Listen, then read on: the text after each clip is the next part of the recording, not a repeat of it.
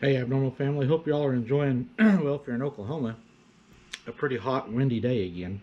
It's keeping me from fishing. I'm not liking that, but I got a video I'm wanting to put out to you guys. I hope you enjoyed the video I put out about my area. Done really, really good. I told y'all that YouTube, was unsubscribing y'all to check, make sure you're still subscribed, and to hit the like button and all that. Our views went out the roof on the last video, guys. Let's keep it going. Y'all rock. This one comes out of Mark Twain National Forest. And it's a small sighting I wanted to share with you guys, just to give you a video drop, a fast video drop. I usually don't drop them this fast, but I thought this one was worth a hear. A man named Matt said he was never a Bigfoot believer. He says in 2018 he was driving when he saw movement in the woods. He thought it was going to be a deer, but it was much bigger.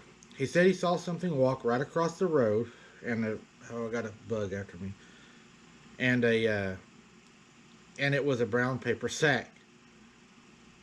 He said he saw it jump into a nearby ditch and noticed its feet were jet black. He also says the creature had long black hair. And he said it was as brown as a paper sack, guys. Sorry, it was a little bit of mix up in that writing. That's what I was looking at. What crossed the road was as brown as a paper sack. Matt says he was dumbfounded. He also said he learned of other reported sightings in the area. Matt says he was part of the SEMO Bigfoot Encrypted Research Group out of Cape Girardeau, some weird name, Girardeau. So was Bill, the second person interviewed in the documentary that they'd had in this area.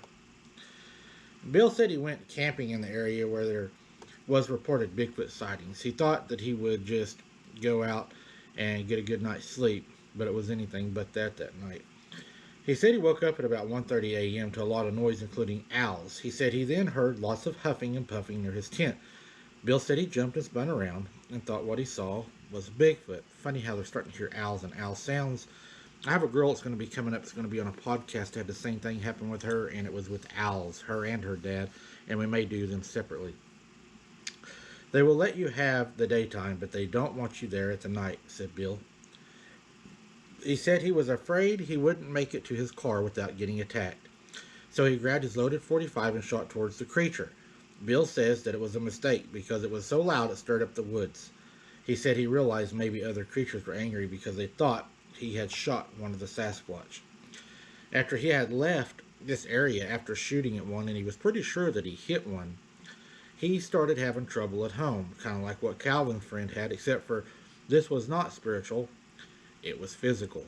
It came to his house. He lost a dog to it. They lost some chickens and a cat to it. The cat was mangled and actually thrown on top of the house. So they will look for payback if you hurt them. They are vengeful. They will follow you. We know this. So if you go out and you have to shoot one in self-defense, that's the only way I would. There's a good chance they're going to follow you home. Pecos, a guy that I talked to, he was a deputy sheriff that I know. He found a dead Sasquatch and sent a photograph to me of this dead Sasquatch. And in this photograph, you can see the Sasquatch is dead, but I believe there's other Sasquatch in the picture that Jeff Townsend told me that he actually saw encircled. After that had happened, he had found a large bone in the area that he knew wasn't human or an animal that he had ever seen, and he was going to take it to a college that's here nearby that was going to examine it. The night that he took it home, he put it on his porch, screened-in front porch.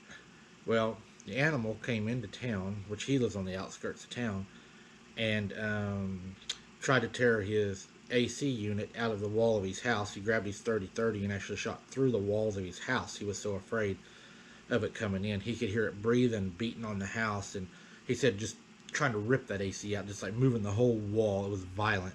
Violent enough he shot through his own wall. It did take the bone back off the porch. So him taking the bone, it did take the bone back. But it was a very scary night for him. And I don't believe he's been back to the woods after that. He may have been, but I'm not sure. But it just goes to show they will follow you home. They'll try to come in your house. He had to shoot through his walls, his actual walls. So these things are violent. I know him, and I know the story's true. I saw the holes. I went and visited his home. I seen the bone that he had, and it came and took it before it could get examined. Just another story I wanted to share with you guys. I hope you all enjoyed it. Until next time, keep your head on a swivel and don't get ate.